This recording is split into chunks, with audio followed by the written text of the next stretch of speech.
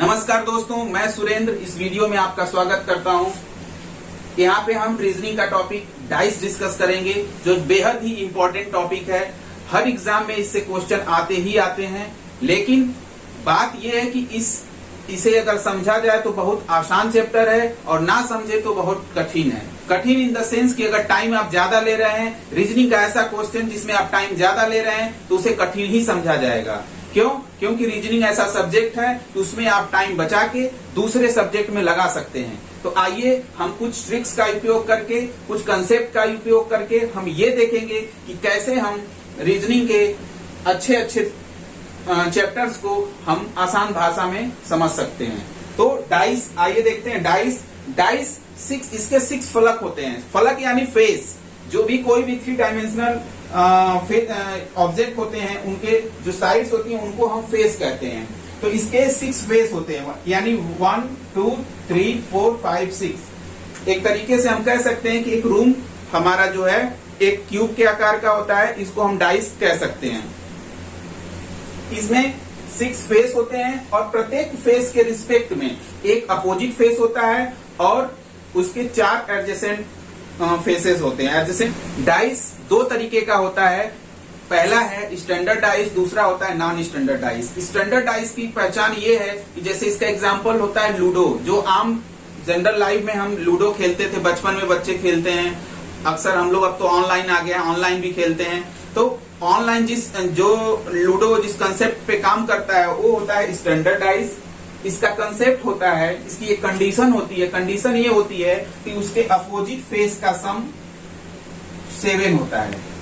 यानी अगर किसी फेस के अगर टॉप पे 1 है तो उसके बॉटम पे 6 होगा।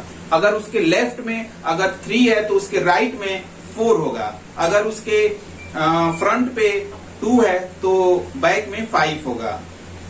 अक्सर देखा होगा आपने कि जब हम बचपन में चीटिंग करते थे तो 6 को अगर 6 लाना होता था तो 1 को टाइप करते थे और 6 आ जाता था। तो वैसे ही अगर हम स्टैंडर्ड डाइस से क्वेश्चन अगर बनना होगा तो सिंपल एक डाइस देगा और उससे पूछेगा कि इसके विपरीत में बताइए क्या है। जैसे फॉर एग्जांपल एक डाइस दिया हुआ है यहाँ पे, इसमें हम देख सकते हैं कि 1 का अपोजिट क्या है, 6 है। 2 का अपोजिट क्या है, 5 है। 3 का अपोजिट क्या है, 4 है। तो अगर हम 1 + 6 करते हैं तो 7 आएगा। 2 + 5 करते हैं तो भी 7 आएगा। 3 + 4 करते हैं तो भी 7 ही आएगा। यानी ये एक स्टैंडर्ड डाइस है। लेकिन आजकल एग्जाम में ऐसे क्वेश्चन नहीं आते हैं। क्यों? क्योंकि बाय डिफॉल्ट हमको मालूम है कि इसके अपोजिट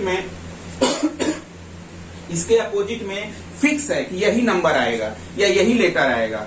तो इसलिए ये हमारे एग्जाम के लिए उतना इम्पोर्टेंट नहीं है। इम्पोर्टेंट क्या है? जो नॉन स्टैंडर्ड डाइस हैं, यानी साधारण पासा है। अब हम साधारण पासा देखते हैं, इसको एक्सप्लेन करते हैं। साधारण पासा में पहली कंडीशन होती है कि जो भी डाइस दिए हों, अगर उनकी पोजीशंस में अगर 1 फेस कॉमन हो तो हम आंसर कैसे निकालेंगे। तो सबसे पहले देखते हैं 1 फेस कॉमन। यानी अगर एक फलक उसका उभयनिष्ठ हो, यानी जितने 2 अगर वहां पे दिए हो या 3 दिए हो डाइस, उनमें से अगर उनमें एक फेस कॉमन हो तो कैसे निकालते हैं। फॉर एग्जांपल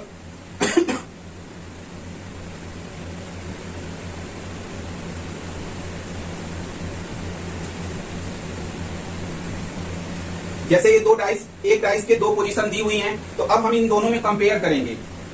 कंपेयर करने में पता चलता है कि इन दोनों में कॉमन क्या है, 4 कॉमन है।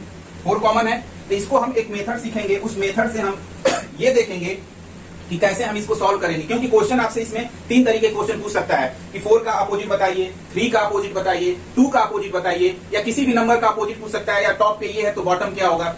कुल मिला के हमेशा इसके विपरीत वाले या अपोजिट फेस के बारे में ही पूछा जाता है। तो आइए देखते हैं इसका कंसेप्ट क्या है कि जैसे 4, जो भी नंबर कॉमन हो उस कॉमन को पहले लिख लो आप।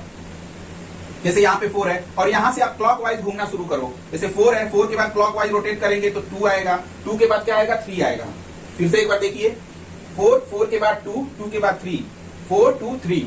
सेम वही आपको फिनोमेना इसमें भी लगाना है। 4 1 6, तो 4 के नीचे 4, फिर 1, फिर 6।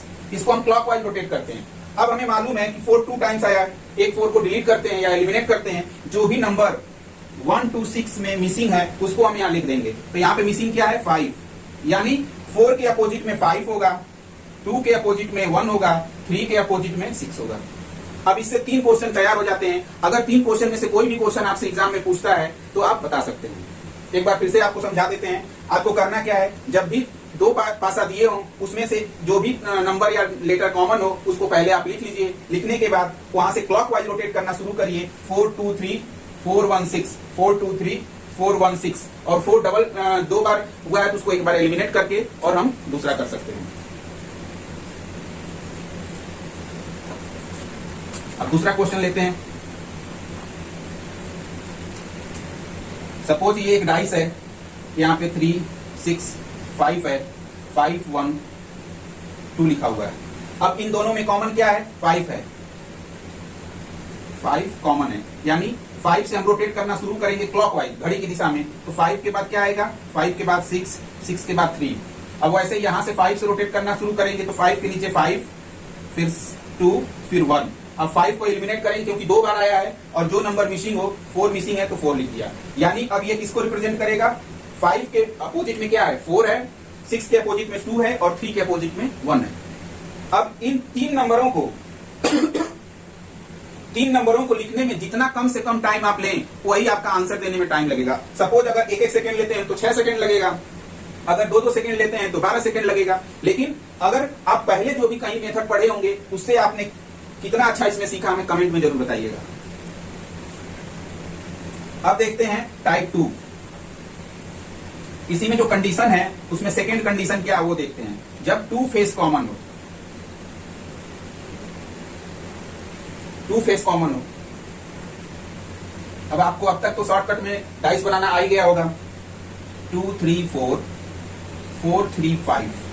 अगर 2 डाइस दिए हो या 3 डाइस दिए हो या 4 डाइस दिए हो, अगर उसमें ये लिखा हुआ है, ये दिया हुआ है कि एक से ज्यादा 2-2 कॉमन है, तो उसमें हम क्या करते हैं, जो 2 कॉमन मिलते हैं उनको एक साथ ले लेते हैं। जैसे ये 4 और 3 कॉमन मिले तो इनको एक साथ ले लिया, यहाँ भी 4 और 3 मिला, एक साथ ले लिया। अब जो भी थर्ड दोनों में बचता है वो एक दूसरे के अपोजिट को रिप्रेजेंट करेगा।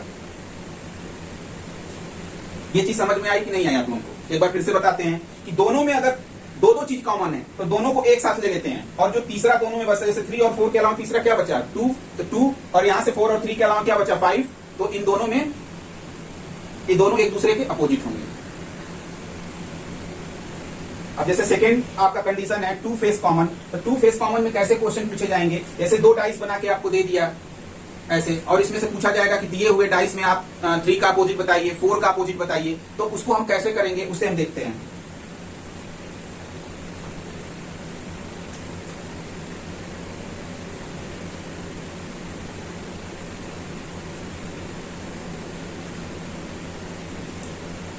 जैसे कोई क्वेश्चन दिया है आपके सामने और इसमें आपसे ये पूछ दिया कि बताइए 4 का अपोजिट क्या होगा, 4 का अपोजिट क्या होगा। इसमें क्वेश्चन आपसे यही है कि 4 का अपोजिट क्या होगा। तो अब इसमें हम क्या कह सकते हैं, हमारा कंसेप्ट ये है कि जो कॉमन हो, इसमें क्या है 5 और 6 कॉमन दिख रहा है, तो 5 और 6 को हमने ले लिया, इनको सेपरेट कर लिया, तो बचा क्या रिमेनिंग, इसमें 4 बचा, इसमें 1 बचा, यानी 4 का अपोजिट क्या होगा 1 होगा। इस कंसेप्ट से हम ये सीखते हैं। अगर 2 कॉमन दिया है तो उससे निकालना आसान होता है कि जो रिमेनिंग बचते हैं वही एक दूसरे। हाँ, ये है कि 5 और 6 का अपोजिट पूछेगा तो हम नहीं बता सकते कि क्या होगा। क्यों? क्योंकि या तो इसका 1 हो सकता है या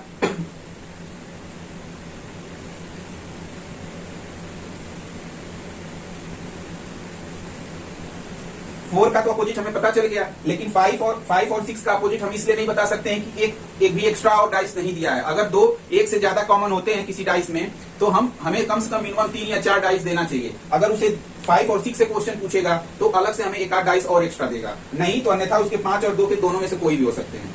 लेकिन जनरली आपके एग्जाम में यही पूछा जाता है कि जो थर्ड इसमें से अनकॉमन होता है वही उसी से क्वेश्चन पूछा जाता है, हम डायरेक्ट इससे आंसर दे सकते हैं। अब टाइप या कंडीशन जो है इसका हम थर्ड कंडीशन देखते हैं, नो फेस कॉमन, कि कोई फेस कॉमन नहीं हो। जैसे कोई डाइस दिया हो और उसका कोई फेस कॉमन ना हो तो हम कैसे निकालेंगे। तो फॉर एग्जांपल हम देखते हैं कि एक कोई डाइस दिया है,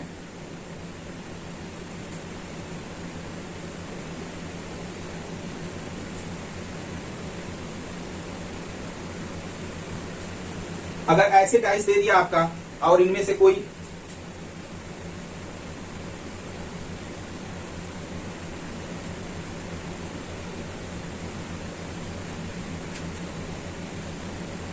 दो डाइस आपको दिया हुआ है और इनमें देखेंगे आप तो कोई भी फेस इसका कॉमन नहीं है। इसमें है 2 3 6, इसमें है 1 4 5।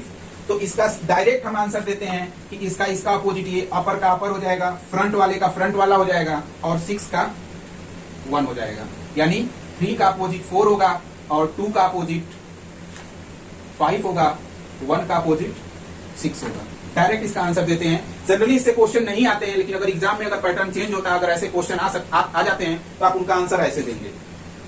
इस टॉपिक में जो हमने टाइप 1 पढ़ा है या कंडीशन 1 का क्वेश्चन जो हमने सॉल्व किया है, जनरली उसी के क्वेश्चन ज्यादातर एग्जाम में देखे जाते हैं। लेकिन बात यह है कि आजकल के एग्जाम में टाइम मैनेजमेंट होना बहुत जरूरी है। अगर रीजनिंग का आप सब्जेक्ट में अब अगर आसान समझ के आप इसका समय इसमें वेस्ट कर दे रहे हैं, अगर समय नहीं बचा रहे हैं, तो आपके लिए कहीं ना कहीं कंपटीशन को टफ कर दे रहा है। इसलिए रीजनिंग को ऐसे तरीके से पढ़िए कि आपका समय कम से कम लगे और उसका कहीं उपयोग कर सके। ठीक है, अब नेक्स्ट वीडियो में हम इस डाइस को कैसे ओपन करेंगे, ओपन डाइस के क्वेश्चन कैसे कैसे आते हैं, क्या क्या उसके केसेस होते हैं, उसको हम नेक्स्ट वीडियो में पढ़ेंगे। धन्यवाद।